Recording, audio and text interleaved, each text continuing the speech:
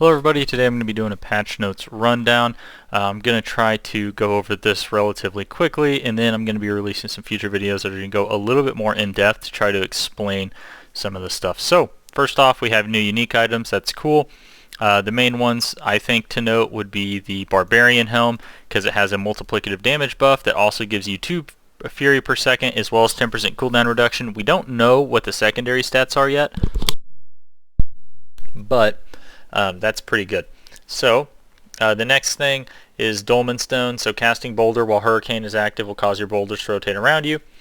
Rogue is getting a unique chest that makes it to where when you have the unlimited energy from Inner Sight, your core skills have a 60 to 80% chance to spawn Caltrops, Poison Trap, or Death Trap. So that's going to be pretty good for Death Trap Rogue. Blood Moon Breaches. Your minions have a 3 to 7% chance to curse enemies, and enemies affected by at least one of your curses take 70% multiplicative damage, increased overpower damage from you. This is actually really good, I think, for Blood Necros, even if you don't do minions, because it doesn't say that the curse has to be from the minion. So if you just run a curse as a Blood Necro and you run Blood Moon Breaches, and you just get a 70% multiplicative damage increase to the overpower damage. So to your overpower damage, so that's pretty good. Next we have Blue Rose. Damaging an enemy has up to a 30% chance of forming an exploding ice spike, dealing cold damage. Triple this chance if the enemy is frozen. It's a sorcerer unique ring. Then I want to pop up here to these Tacits of the Dawning Sky. Now that we're into the unique stuff, just the general stuff. When you take damage from a non-physical damage type, you gain plus 6 to 10% maximum resistance to that damage type for 6 seconds. Keep in mind what this means is that it's increasing the cap on non-physical resistances. Non-physical resistances are being changed.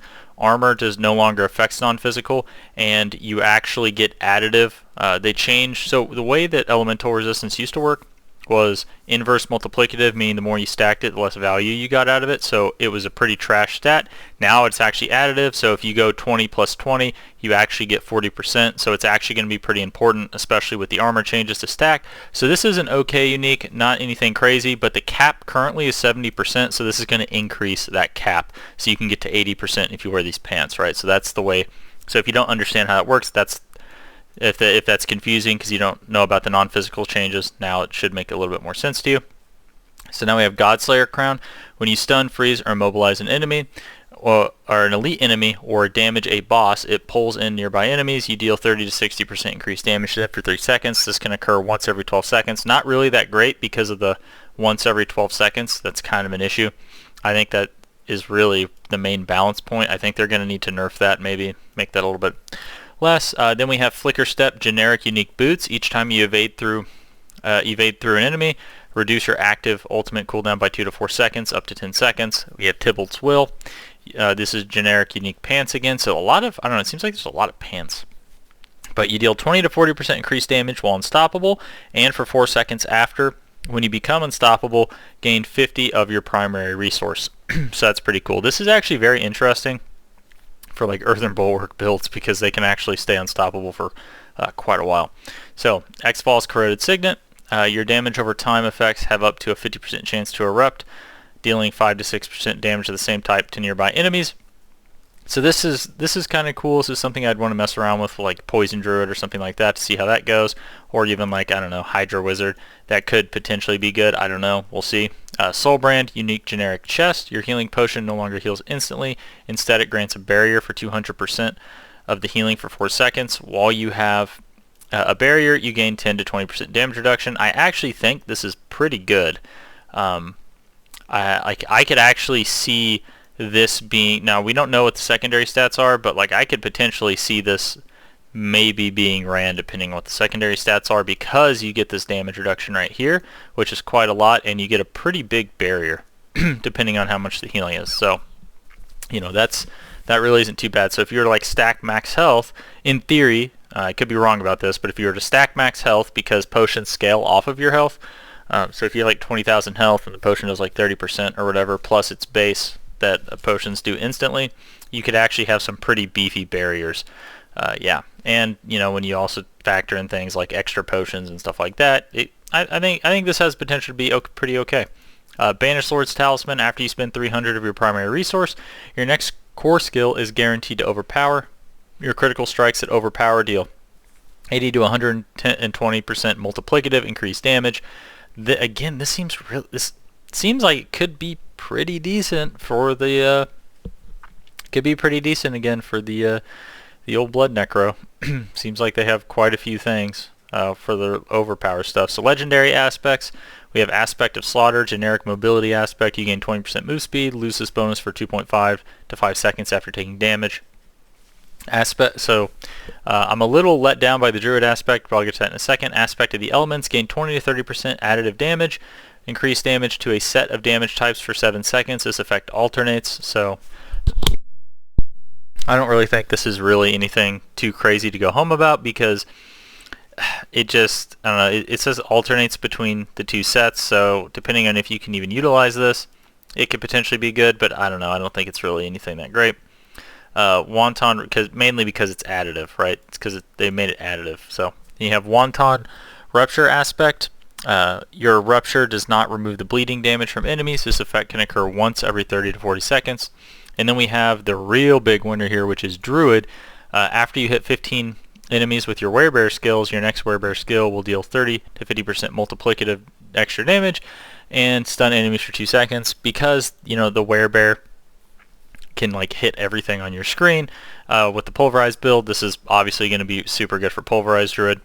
I don't know why they're doing another Earth / Werebear thing. That's kind of annoying to me, as they did the whole Poison Creeper does landslide stuff, which again is mainly going to be probably used in like a Werebear build. So I'd like to actually see them, you know, do some Storm or Werewolf stuff in the next season, hopefully when they add another new legendary form. But anyway, aspect of the Artful Initiative, Rogue Offensive aspect. When you spend 100 energy, you release a cluster of exploding stun grenades that deal 0.2 to 3 total physical damage. Stun enemies, your grenade skills deal 15% more multiplicative damage. We have aspect of the Long Shadow for Necromancer. Your shadow damage over time effects have a 10 to 30% chance to generate 2 essence. Damage from your Shadow Blight key passive will always generate 2 essence, so pretty decent for the Shadow. For the Shadow Necro, I think, Battlecaster's aspect, when your Conjuration skills hit, you have up to a 30 to 40% chance to gain +1 rank to your Conjuration skills for 12 seconds. This effect can stack up to 3 times. So, we have Paragon Glyphs. For Barbarian, we have Twister. For every 5 strength purchased within range, your Dust Devils deal more damage. Additional bonus, you deal 13% increased multiplicative damage for 4 seconds after creating a Dust Devil. For every 5 strength purchased within range, your Earthquakes deal 13.2 to 39.6% increased damage. And then you deal 10% increased damage to crowd-controlled enemies and bosses for each active Earthquake. This is actually interesting, because if you could find a way to make a bunch of active Earthquakes, I think you could I think Rumble could potentially be really, really good. We have for Druid, Electrocution. For every 5 willpower purchased within range, your Lightning Bolts and Dancing Bolts deal 39.6% increased damage. Additional bonus, enemies damaged by your Lightning Bolts or Dancing Bolts take 20% increased damage from you for 5 seconds. We have Tectonic. For every 5 Dexterity purchased within range, your Earth skills gain 3 to 14.9% critical strike damage. Additional bonus, you gain 15% lucky hit chance. Cool. Necromancer. For every 5 Intelligence purchased within range, your Corpse skills deal 3.3 to 13.9% increased damage. Additional bonus, consuming a corpse fortifies you for 4% of your max life and grants 4% damage reduction for 4 seconds. That's kind of cool. So Desecration. For every 5 willpower, your Desecrated Grounds deals 59.4% increased damage. While standing in your Desecrated Ground, you deal 15% increased shadow damage. So not bad. Multiplicative. Rogue. For every 5 Dexterity purchased within range, your Stun Grenades deal 13.2 to 39.6% increased damage. Additional bonus, dropping a Stun Grenade grants you 10% damage reduction for 2 seconds. For every 5 Intelligence purchased within range, you deal 2 to 9.9% increased shadow damage. Additional bonus, entering stealth reduces the active cooldown of Shadow Imbuement by 4 seconds. So pretty cool. I mean, pretty cool stuff here. I think, man, this Rumble one for the Barbarian is the one that really has me kind of like, I wonder what people are going to do with that. And then the Electrocution one's pretty cool. It's going to buff up Lightning Storm a little bit. Why they're buffing Earth skills again, I have no idea. Earth skills are like some of the strongest in the game for Druid, but hey, whatever. It is not for me to decide. So, for Sorcerer, for every 5 Intelligence purchased in range, your Ice Spikes deal increased damage. Your Ice Spikes gain 10% crit chance. And then Invocation, your Conjuration skills gain increased critical strike damage. and enemies damaged by your conjuration skill deal 1% reduced damage to you for 6 seconds, stacking up to 12%. So that's actually pretty solid for any conjuration builds. So there's a bunch of stuff here. So we have accessibility, user interface, and user experience. So the main thing to be note here that I would say is that items in the stash can now be marked as junked or favorite, so that's pretty cool. The other thing is extracted aspects with the same legendary power are going to be grouped together. And then the other thing is, so with how items work now, it's going to be, if you're playing in like World Tier 3, anything that's normal is just going to drop as a crafting material. When you get into Ancestral, anything that is non-ancestral is going to drop as a crafting material. So your bag space is going to be way freed up. And then you have a bunch of just a little quality of life adjustments here. Not really anything too crazy. There's a lot of stuff here. Oh, and then 2 additional character slots are going to be added. They're also adding in new chests to all the cities, stuff like that. Enchantment costs are going way down. So, for example, in enchanting a rare ancestral wand, 750 base power prior to Season of Blood, your third enchant would be at 338,000. Now your third enchant would have been at 193,000. Right, so you can see it's a pretty decent reduction in how much gold that it costs. So, that being said, moving right along. Yeah, so gems are going to be dropped as gem fragments, which you can then make at the jeweler, and they're going to be put into a materials tab, so you don't actually have to worry so much about gems, and then you can make them as you need them. You don't have to have like just a huge bag full of gems. They're also reducing the drop chance of elixirs just to make sure that you don't have like an inventory full of elixirs. Fiend roses and forgotten souls are no longer required to upgrade non-sacred or ancestral items. This is pretty big for upgrades. You're not going to need fiend roses and forgotten souls as much. The next thing here is they are increasing the item power of all items by 100. So that's a pretty big deal, I think, because it's going to increase your weapon damage, and by increasing your weapon damage, it's going to make all builds do more damage. So I think this is pretty cool. This is a pretty decent buff. Now, granted, they did, nerf things like Vuln and Crit, so you have to keep this all in perspective with that. We'll get to that later on in this. After that, the acquisition rate of Forgotten Souls from salvaging has been adjusted, so a sacred item has a 5% chance, an ancestral item has a 10% chance, and this is for rares, I believe. You always get one from legendaries, and then two-handed weapons have a chance to up to 2 from salvage. All other equipment types can grant 1. Okay. Yeah, so you can see here the crafting resources, and they also increase gold drop rates to try to offset the fact you're not going to be selling as much stuff.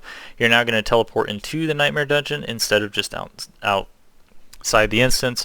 Another thing with Nightmare Dungeons is Nightmare Sigils are going to be rewarded upon completing a Nightmare Dungeon, not only after defeating the final boss. So all the dungeons that don't have final bosses, you can actually get Sigils from, which is a pretty big deal, because I was actually finding myself running out of Sigils because I was doing ones that didn't have a boss and stuff like that a lot. So, a bunch of changes to affix. So direct damage from major affixes can now passively be dodged, so things like Blood Blister and Death Pulse. Backstabbers monsters deal X% more damage when attacking from behind. Now it is close monster attacks from behind cause you become vulnerable. Death Pulse here, so Death Pulse will no longer trigger on monsters that have death explosions, so like on zombie brutes, spider hosts, so it's not going to be just like this barrage of explosions anymore, which is really nice. And death pulses will no longer spawn on top of each other. That's pretty sweet. Next we have Drifting Shade, so they just pretty much made it happen less frequently and not last as long. So yeah. Lightning Storm, so avoiding shock damage in the bubble grants 35% bonus move speed. Lightning Storm will only begin once players are in combat, and then Lightning Storm will only begin if the player has a direct path to where the bubble would spawn. Meaning that, like, if it's like, I don't think it's going to spawn at like the top of a ladder anymore like it used to. Critical resist got changed, which is nice. So now it reduces the damage of your critical strikes for 3 seconds, stacking up instead of just being a flat amount, so you can actually play the monster critical resist thing.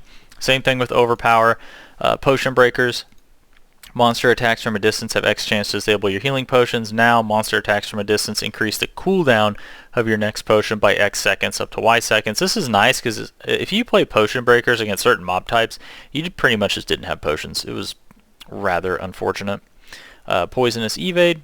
Using evade leaves a pool of poison behind that damages enemies. Using evade leaves a damaging pool of poison under the first enemy you evade through at your destination. So that's cool, I guess. Not really anything crazy. Resistance breakers. So monster attacks from a distance reduce all resistances by 3% for 6 seconds, stacking up to 15. And then on Ancestral, so I'm assuming World Tier 3 and World Tier 4, monster attacks will go up from 5% up to 25%. Okay. Thorns, your thorns are increased by X. After attacking an enemy, your thorns are increased by X for 3 seconds, up to a max of certain stacks. Okay, cool. Glyph experience has been increased across the board with significant increase at earlier tiers. Overall glyph experience is up by about 19%, so that's cool. In-game activities, so they did a bunch of quality of life stuff to make it easier for you to get to Legion events. Same thing with world bosses. It's going to be more obvious. It's going to be more in your face whenever one is happening, just to make sure that you know it is happening. And then the experience for completing a Legion event has been increased by 75%, so you can do these and it's not like, you know, you're trolling. These actually are going to give you really good experience and stuff like that, so that's really cool. Gives you more variety in what you can do. You don't necessarily just need to sit there and run nightmare dungeons over and over again if you don't want to. So because of the Ubers and stuff like that that they're adding into the game, the time between world boss spawns has been reduced. That's pretty cool. World boss health and damage has been increased. The quality of rewards received for defeating a world boss has been significantly increased. And then the warning indicator is going to now broadcast an hour in advance versus 30 minutes, and players are also notified 15 minutes before it spawns. So world bosses now become immune 2 seconds after beginning their escape. Okay, cool. General silent chests, yada yada. I don't even know if like silent chests are even that great. Whisper caches will now reward significantly more gold and increase gem fragments. Cool. Yep. So mounts, the main thing here is they increase the speed. They're not going to get stuck as much, and whenever you use spur, it will now break barriers. So pretty big win there. Town adjustments, added stashes to a bunch of places. On top of that, they set the occultists up. They set up an occultist shop at the Tree of Whispers waypoint, and they also moved the Purveyor of Curiosities closer to the waypoint, and they also added another waypoint whenever you don't have any unlocked to all the places. So for people that skip the campaign, so you actually can like get around the map and you don't have to walk all the way from like Kiovashad and find every single one, right? You'll actually get to start with 2. Monsters, so level scaling, the open world has been adjusted. Levels of the monsters encountered open world will scale with the player's level, with a minimum and maximum level determined by the world tier. So the minimum is 55, the max will be 70, minimum 75, max 100 on world tier 4. So cool, we have generally reduced the evasiveness of many monsters. The cooldown of teleport cast by night monsters has been increased and the range has been decreased. Like, that's pretty cool because they would teleport all the time. Spider host cold explosion now chills instead of freezes. Bloated corpse being death explosion no longer has knockback. Spider host, stuff like that, will no longer spawn with the fire, enchanted, or plague bearer affixes. And then the seething abomination's ground slime ability also spawns a poison pool under the player. Okay. Ghost monsters have received a visual upgrade. Okay, experience updates. The TLDR of experience updates is going to be increased everything by a lot, by about 40%. So huge XP buffs, expected to 100 way faster. That's really the easiest way to put it. Same thing with Helltide, literally everything. So like just think about everything that you did, you get to do and get even more experience, right? So for example, level 90, the previous was 545, now it's 850 from experience that you gain from killing a normal monster. Boom. Huge. That's like a roughly 40 to 50% increase. Alright. Miscellaneous, necromancer minions, and druid companions are now much less likely to target invulnerable enemies. If you play that stuff, that's cool. Let's see. Okay, so effects that guarantee an overpower in your next cast will always be consumed on the next appropriate cast, regardless of whether the target is hit. If you have multiple effects, only one will be consumed per cast. Okay. Reduced all of the like traps and stuff. They just reduced the damage, reduced the knockback. Cold mines, chill players and freeze monsters. Lightning mines, stun monsters. So you can see like the mines actually do stuff to the monsters now too. So that's pretty cool. Increased monster density for the following events. Alright, sweet. Balance updates. Let's go ahead and get into this, as this is actually a pretty big deal. So unique items, they have added new affixes.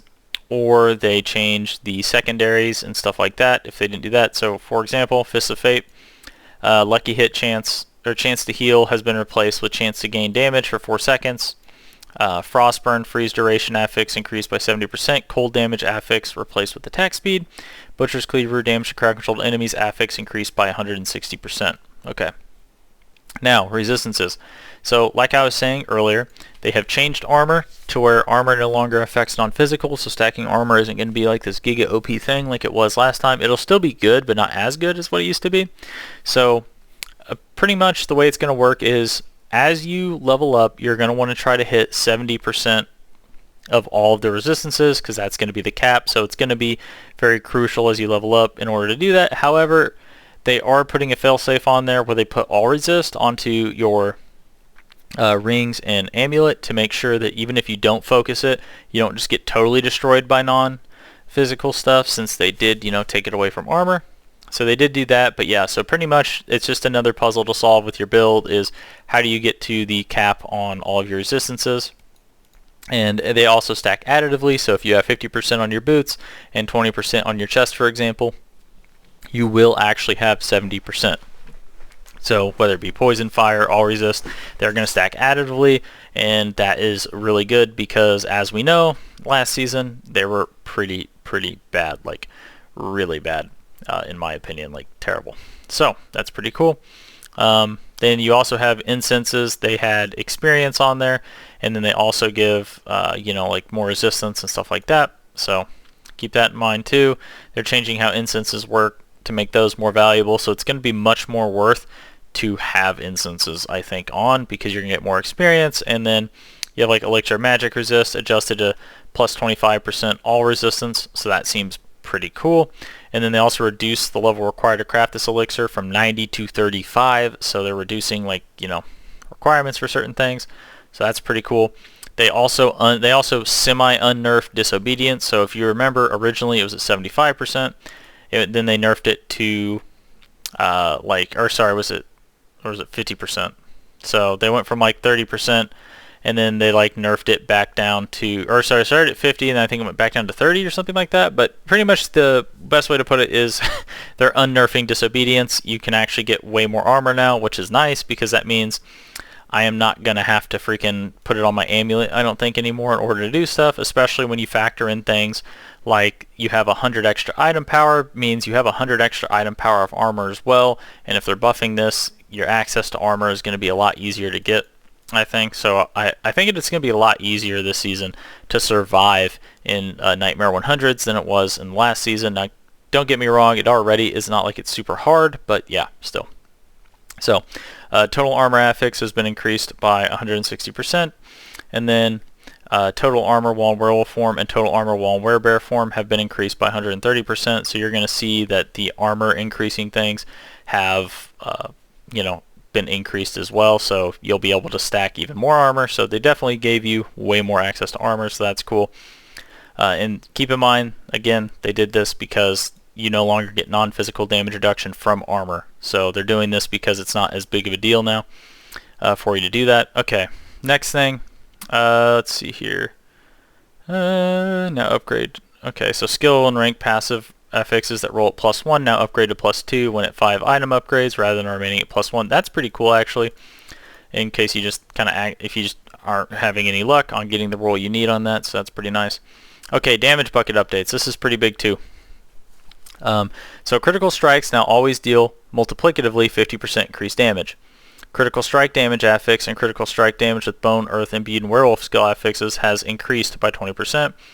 Critical strike damage affix inherent on swords has been increased by 100%. Critical strike damage paragon glyphs have been increased by 100%. So the reason why they did this, if you didn't catch the dev stream, is you now get 50% multiplicative critical strike damage, and everything else after that is going to be additive. So before it was all multiplicative, now it's all just going to be additive. So it's not going to be, it's still going to be strong. You still want to mix damage buckets. You still want to get crit. You still want to get vuln. However, there's going to be a lot of incentives to get other things. They also increased how much damage overpower does. So overpower attacks now always deal up to 50% increased multiplicative damage based on your current life percentage. So as long as you're at full life, your overpowers are going to do a lot more damage. And then they gain plus 2% damage per 1% of your base life you have in Fortify, etc. So they changed they pretty much just changed how overpower works a little bit to make it better. So now all three of these should be around similar power levels because of the fact that they capped it. So, and if you're confused by what I mean when I say that they get 50% increased multiplicative damage, I'm trying to think of the best way to put this. Think about it like this. So they get the 50% multiplicative, and then there's like another crit calculation, right? And that's your additive version of it. So like you have 150% critical strike damage, right? So it would be like the 50% multiplicative, right, times the 1.5 that you're getting from the 150%. So really what you're getting when it says 150% crit is like 50% extra damage, right? Instead of actually getting 150%. Hopefully that was a good explanation, so you can kind of like wrap your head around it, but the math is confusing, so really you don't need to think about it too much. Just know that stacking crit, stacking vulnerable is not as good as what it was last season. You don't 100% have to do it. And keep in mind they also changed Paragon glyphs, and the reason why this is important is because they changed certain Paragon glyphs to where, or well, I guess nodes, to make it to where when you stack additive damage, you gain a portion of that additive damage as multiplicative damage. So for example, I'm just going to pop down here real fast just to show you the Druid one, because that's the easiest example I can give you before going over all this stuff. I believe it's right here. So Thunderstruck, storm skills deal bonus damage equal to 50% multiplicative of the total amount of your damage to close enemies. Close and damage to distant enemies. So if you have 100% damage to close and 100% damage to distant, you're going to get 100% increased multiplicative damage to your storm skills. Does that make sense? I hope it does. So like it gives you the incentive to where you want to build the additive damage now in order to maximize the multiplicative damage you get from other sources. This is a pretty good idea, I think. So additive damage is going to be very useful. Now we're going to have to wait and see, you know, everything they change, because who knows, maybe they change. There's a lot of the times when they release these patch notes, there's like a bunch of changes, it seems like, that they just don't ever talk about, and they don't even put in the patch notes, that people just kind of find out after the fact. So I don't know if it's just oversight or whatever, so we'll have to see how that goes. But yeah, and it's going to be the same thing. Yeah, so keep in mind, you don't have to do crit and vuln only now. You can actually do, you know, you can actually just put some thought into it and do, you know, your additive damage to increase your multiplicative damage through various ways. So building is going to not be so linear where it's like, oh, just take crit vuln on everything. GG. That's all you need. It's not going to be like that anymore. It's going to be build dependent. There are still going to be builds where that is going to be GG, but not every build is like that anymore. It's not going to be the best for all builds. Okay, so really quick here. When it comes to minions and companions, for the Druid, the Death's Defense passive the Necro has is now applied as just part of the underlying system to all Druid companions and all Necro minions. They can only take up to 30% of their max life, and a single hit is damage. So, yes. And then Death's Defense got updated with a new effect to compensate for that. So don't think you're just losing a passive Necros. They just changed it, and then they gave this baseline. So that's good news for Druids, because now like your wolves literally can't get one shot unless they get hit by multiple effects all at once. Okay, so let's go down here to the class balance updates. Barbarian, enhanced bash, upheaval, damage increase. Okay, furious upheaval. Bonus damage stack increased to 5 to 12%. Maximum number of stacks reduced from 10 to 6. Cool. Awesome, I guess. Fortify amount changed. Passives. So they just buffed a bunch of different passives. I'm trying to look through here to see if there's anything that I see that's going to mainly do anything. So a quick thing here is Supreme Wrath of the Berserker max damage bonus is now at 100% multiplicative, so it will no longer go above that. So Supreme Wrath of the Berserker did get a pretty significant nerf. All Fortify effects have, for every single class, have been changed from base life to max life, so Fortify is just way better. It'll be way easier to get it. Then we have Furious Upheaval. Warrior's Rupture, attack speed increased from 30 to 40%. Healing increase from 18 to 22 on Fighter's Rupture. Okay, cool. None of these really seem too crazy at the moment. Maximum life amount increased from 6 to 6, 12, 18. Okay, damage reduction against elites increased from 4, 8 to 12.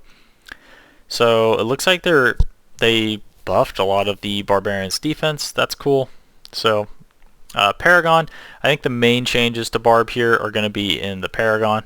So Decimator, now what this does is each time you make an enemy vulnerable, your damage is increased by 10% multiplicatively. Overpowering a vulnerable enemy grants an additional, so you can get 20% increased multiplicative damage for making things vulnerable. Whereas before it just gave you an 8% chance to make things vulnerable, so really not that great. Bonebreaker, every 12 seconds your next skill is guaranteed to overpower. Cool. Let's see here. Flawless Technique, duration increased from 2 to 4 seconds. Critical strike chance amount went from 5 to 8. Carnage, attack speed maximum amount increased from 8 to 16%. Warbringer, fortify amount increased from 12 to 15% of your max life. Weapons Master, swapping weapons grants you 4% of your maximum fury. That's pretty cool, actually. I'd say that's actually a pretty big buff. Hemorrhage, your bleeding damage is increased by 15% multiplicatively of the total amount of your damage to vulnerable enemies bonused. So again, this kind of goes back. So now, when you stack the additive vulnerable stuff, you get a multiplicative buff, right? So cool. I like that, right? So again, they're just giving you more reasons to stack the additive stuff so you can gain more of a multiplicative buff. Okay, Blood Rage. Your damage dealt is increased by 25% multiplicatively of the total amount of your damage while berserking bonus, right? Again, another reason why you want to build like damage while berserking if you take Blood Rage. So yeah, and this is just an additional functionality, right? Cool. Legendary aspects. So previous Hammer of the Ancient quakes outwards, dealing 32 to 50%. New Hammer of the Ancient quakes outwards, and the damage is increased by 5 to 15%. Yeah, cool. I mean, this is totally fine, because before it was like you put it on a two-hander just to make sure it doesn't reduce the damage and you get normal damage. Now it's just increasing the damage and giving you the same thing. Pretty nice. Okay, Earthstriker's aspect. Weapon swap requirement for overpower attack reduced from 10 to 8. Adjusted functionality. Overpower proc now happens on your next non-basic attack. Cool. Oh yeah, and there's a bunch of changes across all classes where they're making it to where if you have like your next attack is going to do this, it's not going to trigger on a basic attack. So remember that. That's a blessing unless you're doing a basic attack build, but for most builds it's going to be a really nice change because you're not going to waste stuff.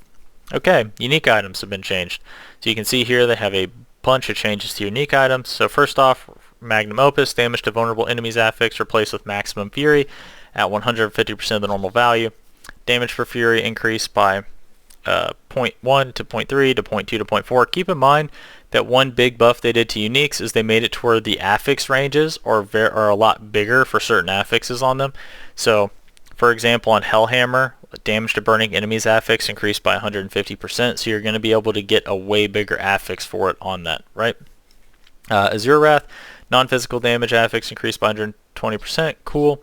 Hellhammer, critical strike damage affix replaced with bonus ranks of upheaval. Damage to burning enemies affix up by 150%. Ancient's Oath, they actually changed the effect on this one.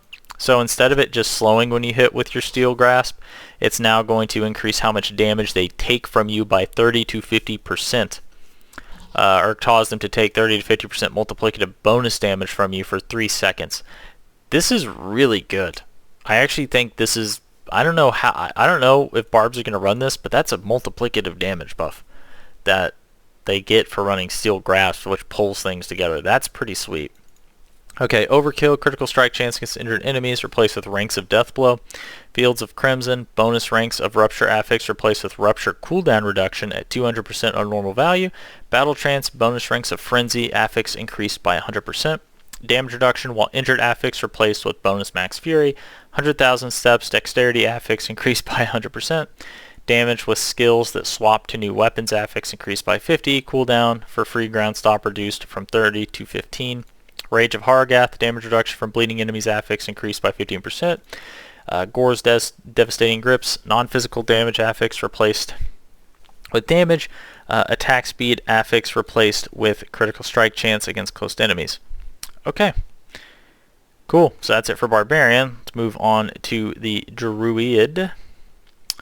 So for Druid, for the unique items, poison damage affix replaced with damage at 140% of the normal value. Physical damage affix replaced with bonus max life. That's pretty sweet. Insatiable Fury. Overpower damage affix increased by 100%. Total armor while in Werebear form affix increased by 180%. So you can see that they're making a push on the Druid uniques to actually make them have damage reduction so they can actually be ran. Storm's Companion. One of my favorite uniques, by the way, if you didn't know. Ranks of Wolf's affix increased by 66%. So this is a weird number, and I'm not sure. So you can get 4 right now on your Storm's Companion, okay? But I'm not sure if this is going to take it to 6, 7, or 8. I'm assuming it's going to take it from 4 to 6, if I had to guess. So now you're going to be able to get 6 ranks of Wolves on your Storm's Companion. They also changed the Companion skill damage with bonus max life, and they changed the potion drop rate affix with damage reduction. I don't know. I'm not sure if I like this loss, but at the same time they increased this, I think, to compensate for this. But you are getting bonus max life now, and you're also getting damage reduction on Storm's Companion, so I think that's pretty, it's pretty good. Like, you're going to actually be able to run Storm's Companion, I think, for a lot longer. When you also factor that they're giving you way better access to armor and stuff like that, there could potentially be an argument that you can actually run these like higher up now. So we'll see how that shakes out, though. We will not know for sure. So Flesh Render, damage while shapeshifted affix increased by 100%, damage while healthy replaced with core skill damage, damage dealt to poisoned enemies from debilitating roar and blood howl is now increased by 10% for each 100 willpower you have. So that's kind of interesting. I don't know how much damage this does. I haven't never really tried it out, but that could be interesting. Hunter's Zenith, damage while shapeshifted increased by 60%. Bonus ranks of quick shift. Passive affix increased by 200%. That's kind of nice. So critical strike damage with wolf skills affix replaced with critical strike chance. Okay. Overpower damage with bear skills replaced with bonus ranks of the heightened senses passive. I think this is interesting. Interesting. That's actually pretty big changes to Hunter's Zenith. That might actually be something to go on about. Anyways, so skills. So fortify amount changed from base life to max life, obviously on all skills. Ravens got a pretty massive buff, so the passive damage has been increased by about 20%, and then the active damage was increased by 55%. They also increased the crit chance bonus you get from enhanced Ravens to 8%, so that's pretty cool. Rabies was increased by 27%, so 1.1 to 1.4, and then they also took the spread passive and they gave 50% of that base, and then it only increases it now to 100% whenever you take that enhanced thing, but it only does it by 50% now. So you still get a max of 100%, but you get some up front and then some from taking the passive. So that's pretty nice. Okay, preserving earthen bulwark. So fortify amount changed from being based on base life to max life. Cool. Yada yada. So same. This is all just fortify stuff. Trample knockback distance reduced by 10%. More fortify stuff. Passives. Ancestral fortitude. You gain 5, 10, 15% resistance to all elements. Cool. Interval for lightning bolts has been reduced. 14, 11, 8. I like this change because this seems way too long for what you get. So that's pretty cool. Electric shock. Chance to immobilize increased from 5, 10, 15 to 8, 16, 24. Bonus damage to immobilize increased from 6, 12, 18 to 7, 14, 21. Cool. Again, more fortify stuff. So Nature's Fury, this is pretty interesting. Casting an Earth skill has a 30% chance to trigger a free Storm skill of the same category and vice versa, and both of these count as both Earth and Storm skills. So you can actually mix and match and gain benefit to your Storm skills from Earth stuff and vice versa if you're using Nature's Fury. I think that's actually pretty interesting. Ursine's Strength, while healthy, deal 25% increased multiplicative damage and 25% increased overpower damage. Okay, that's pretty solid. They're also adding in more multiplicative damage bonuses in other ways, it would seem, to probably offset the loss of how crit and vuln works. So Lupine Ferocity, the guaranteed critical strikes bonus damage is increased to 140% against injured enemies. Legendary aspects. Aspect of the Rampaging Werebeast. This is going to be the biggest change, I think, for the Druid, in my opinion. It's now capped at 200%, so, Werenado Druid is not going to be this giga insane thing, because it's not going to be infinitely stacking crit, or not infinitely, but, I think it was 999% or something is what it could get. So, a pretty massive nerf, in my opinion, to the Tornado Druid. However, that build will still likely be one of the strongest Druid builds in the game. So don't think I'm saying it's shit. I'm just saying it's kind of been brought back down to reality, right? Which is totally fine. Okay, Paragon, your Earth skills deal 30% your Earth skills deal 10% increased critical strike damage, increased by up to 25% of the total amount of your bonus damage to crowd controlled, up to 40% multiplicatively. Cool. Thunderstruck, we talked about this one earlier. Storm skills deal bonus damage equal to 50% of the total amount of your damage to close and damage to distant bonuses. So that's pretty sweet. Moving right along. So that's really it for Druid. They didn't get a whole lot of, really didn't get a whole lot of changes. Necromancer. So TLDR of this is the Golem got pretty heavily buffed, I would say. The damage of virtually all the Golems has went up. Blood Orbs now also heal your minions for 15% of your max life when picked up. Sorry, take a drink. My gosh. Okay. So, skills. Prime Army of the Dead. Chance to leave behind a corpse increased from 15 to 100%. Okay.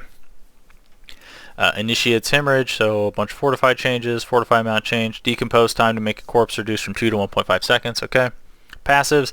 Death's Defense. Your minions gain 4, 8, 12% armor and 8, 16, 24% resistance to all elements. Pretty cool. I think this is a much cooler way of doing this passive. I think it's much more useful. I like that. So, and they also get the Death's Defense base, so just a lot of minion buffs here. Terror now applies to your shadow damage rather than darkness skills. Your first bonus now applies to chilled enemies, and its second bonus applies to frozen enemies. Standalone. The description for this passive has been updated. Increases damage reduction by 6, 12, 18% when you have no minions. Each active minion reduces this bonus by 2%. Okay, so it's normal. More of that. Rathma's Vigor.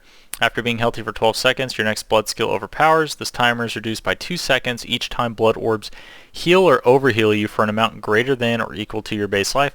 This is, I mean, that's pretty interesting. So you give up the 10% max life for reducing the amount of time for your overpowers. I think Blood Necro is going to be pretty interesting to play this season. I think it'll be pretty solid. So we have Shadow Damage, infects enemies with Shadow Blight for 2 seconds.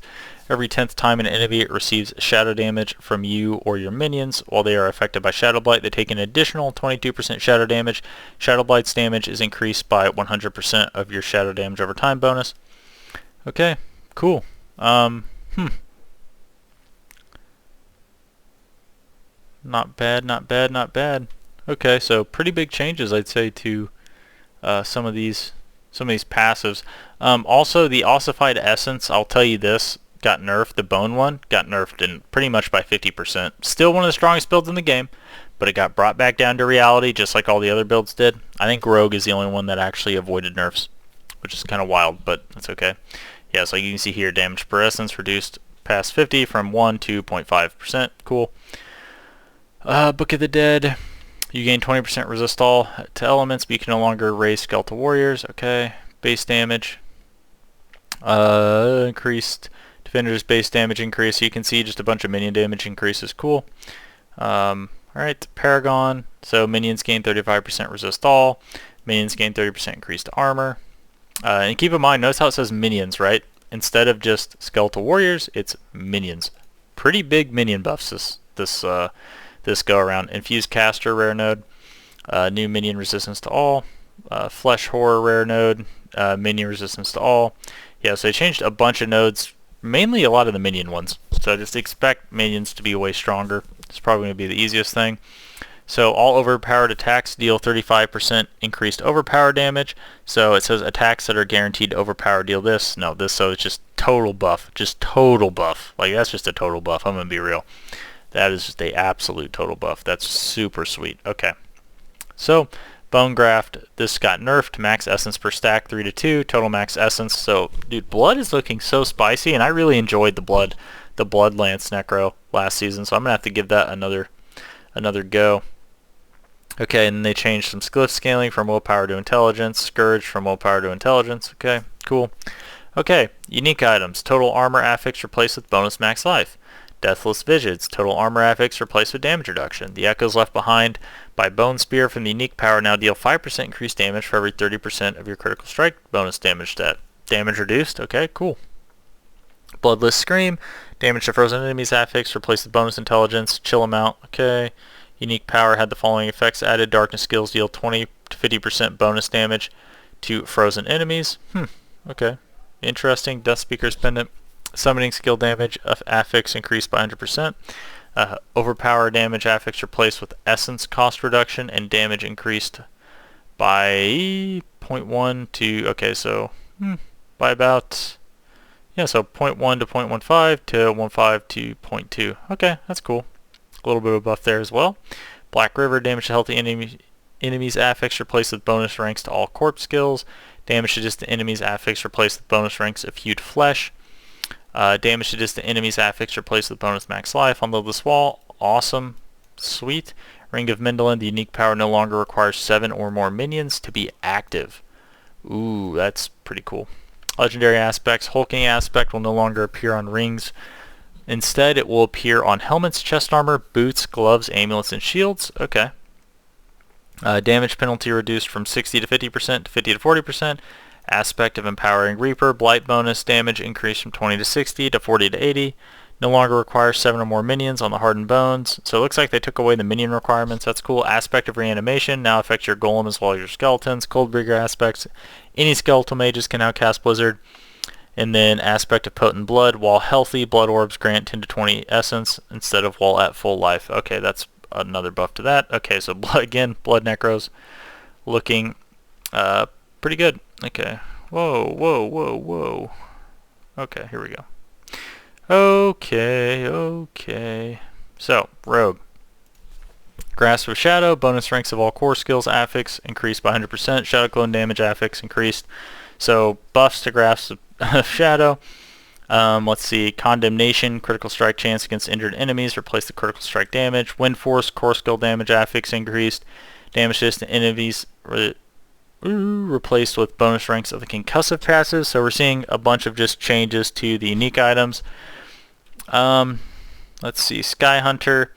The first direct damage you deal to an enemy is guaranteed critical strike if you have the maximum stacks of the Precision Key passive. When you cast a core skill, then that skill gains 10 to 20% bonus critical strike damage, and you gain 5 to 10 energy. Okay, cool. So, Cal the Nameless, max energy affix replaced with bonus ranks of imbuement skills, add up to +1 rank above the normal value. Okay. Dexterity affix replaced with damage reduction from close enemies. Okay. Huh. Cowl of the Nameless has damage reduction from close enemies on it. That's interesting. Huh. Eagle Horn. Penetrating shot has a 30 to 80% chance to fire an arrow that bounces off walls and scenery. Damaging 5 enemies with penetrating shot will cause your next cast to make enemies hit vulnerable for 3 seconds. So, alright. Make them vulnerable for... okay. Oh, it says hitting enemies from behind, so they just changed we have to damage 5 enemies as opposed to hit them from behind. Okay. Eyes in the Dark. Damage to enemies affected by trap skills increased by 150%. Sweet. Damage to elites replaced with max life. Dodge chance affix replaced with damage reduction. The unique power now additionally increases the damage of death trap by 30. Oh my gosh. That is wild. Huh. A lot of trap stuff going on. I feel like this a lot of the trap rogue buffs here. Word of a Con, ultimate skill damage affix increased by 200%. Cooldown reduction affix replaced with a rain of arrows cooldown reduction at 300% of the normal value. Wow. Critical strike damage with imbued skills replaced with movement speed. Okay. So skills, main thing here is they just buffed all of the basic skills to try to make people not run puncture as much. So Lucky Hit chance increased from 35 to 50%. Heart Strike, Heart Seeker, critical strike chance bonus effect increased from 3 to 5% per stack, or from 3 to 5%. The cap is still 15%, so it'll stack up faster. The Lucky Hit chance was increased on Forceful Arrow. Countering Dark Shroud now requires at least 2 active shadows, down from 4. It gains critical strike chance increase. Okay. Caltrops duration increased from 6 to 7 seconds. Damage taken increased from 20 to 25%. Okay, cool. Passives, Impetus, the distance for damage buff reduced from 15 to 12 meters. Okay. Victimized damage is increased by 120% of your damage versus vulnerable bonus. So, okay. Close quarters combat. Damaging a close enemy with a marksman or cutthroat skill each grant a 10% attack speed bonus for 8 seconds. While both attack speed bonuses are active, your damage dealt is increased by 40% multiplicatively. or 40% of the total amount of your damage versus crowd controlled bonus. So this can actually potentially be higher than what it used to be, depending on how much damage versus crowd control you have stacked. So that's pretty interesting. Eldritch Bounty node. When you attack with the imbued skill, you gain 3% max resist and 20% increased damage for that imbuement's element for 9 seconds. Pride Rare Glyph, 125% bonus to all rare nodes within range. Note Witnesses legendary node. Your ultimate skills gain additional 10% damage from your damage with ultimate bonus and grant this bonus to all skills for 8 seconds. What? What? That seems so good. Yeah, huh. Alright, interesting. So now you want to stack damage with ultimate bonus, so okay, interesting. So rebalance there, that's pretty interesting because to all skills. And it grants the bonus to all skills, so you're actually potentially getting more than what you were getting before to all skills. That is interesting. So legendary aspect, energizing aspect, energy gain increase from 3 to 7 to 5 to 9. Icy Alchemist at damage increase. Toxic Aspect damage increase. Volatile Shadows damage increase. Aspect of Synergy, agility, skill damage increase from 10 to 30 to 30 to 50. Aspect of Bursting Venom no longer requires a critical strike. Lucky hit chance from 10 to 15. And they increase the damage on it. Cool. Okay. This one. Okay, so wait, what? Okay, let's see here. Yes. A lot of changes to Sorcerer, it looks like. So, Glinting Firebolt. Firebolt increases your burning damage you deal to the enemy by 25% for 3 seconds. Incinerate, it went from 4 to 2 seconds in terms of its ramp-up time, so it only takes 2 seconds now to get to the max Incinerate damage. Enhance Frozen Orb. The threshold for bonus damage has been reduced to 50 to 40 mana. Maximum distance reduced from 6 to 4. And then bonus explosion damage is increased to 45% multiplicatively against elites. Meteor effect radius by 10%. Okay, Wizard's Ball Lightning. Adjusted the maximum number of crackling energy to 1 to 2. Hydra. Summoned Hydra damage increased from 12 to 60%. Whoa, okay, that's a decent buff. Okay. Supreme Currents. Additional functionality. Pulses 25% faster while unstable currents are active. Okay. Passives. Potent Warding. After casting a non-basic skill, you gain 3, 6, 9% resist to all elements and 1, 2, 3% maximum resist to that skill's element for 9 seconds. Align the elements. Additional functionality. The bonus persists for 2 seconds after taking damage. Okay. Paragon, where I'm expecting to see quite a few changes. Enchanter Glyph. For each skill equipped in your enchantment slot, gain 5% max resist to that skill's element. Okay. Let's see, Galvanic Catalyst rare node. Okay, so there's a bunch of rare node stuff here where they're just changing stuff around. Searing Heat legendary node. Your fire skills have their critical strike chance increased by plus 10%, and direct damage is increased by an amount equal to 10% of the total amount of your bonus damage with fire, up to a max of 30%. Okay. Burning Instinct legendary node. Okay, your burning damage deals bonus damage equal to 10% of the total amount of your critical strike damage bonus, plus 1% for every 75 intelligence you have. Interesting. Static Surge legendary node. After spending 100 mana, your next cast of Chain Lightning or Charged Bolts makes enemies vulnerable for 2 seconds and grants you 10% of your max mana. This mana cost requirement is reduced by mana cost reduction bonuses. Elemental Summoner. Your conjuration skills have 10% reduced cooldown. They also deal bonus damage equal to 3% of the total amount of your bonus damage with cold, fire, and lightning. Frigid Fate. You deal bonus damage to vulnerable enemies equal to 10% of the total amount of your bonus damage with cold, up to a maximum of 30%. Cool. Icefall. Your frost skills deal 15% bonus critical strike damage to vulnerable. This bonus is doubled against frozen enemies who are vulnerable. Okay, legendary aspects. Has been swapped with the staff of... Okay, so of Piercing Static previously has it with the staff of Lam Essen. So previous power, your cast of charged bolts have 15 to 20%. Now charged bolts pierce, but deal 60 to 40% less damage. Huh. Okay. Engulfing Flames, you deal 10 to 30% bonus damage to enemies who are below 50% of their total life, or 80 to 100% if they are affected by more damage over time effects than their total life. Okay. Staff of Endless Rage. Unique power now also gives each third cast of Fireball 20 to 40% bonus damage. That's pretty cool. Ice Heart Braze. Damage to injured enemies, replace with damage reduction. Intelligence, replace with bonus max life. Okay, pretty sweet. Isu's Heirloom. Evade grants movement speed, inherent affix duration increase from 1 to 2 seconds. Slow duration reduction, replace with critical strike damage. Cool. Staff of Lam Isun. Has been swapped with the static cling legendary aspect. Your cast of charged bolts have a 30-50% chance to be attracted to enemies and last 300% longer. Gloves of the Illuminator, damage penalty reduced from 45 to 35 to 35 to 25. Isidora's Overflowing Cameo, non-physical damage with cooldown.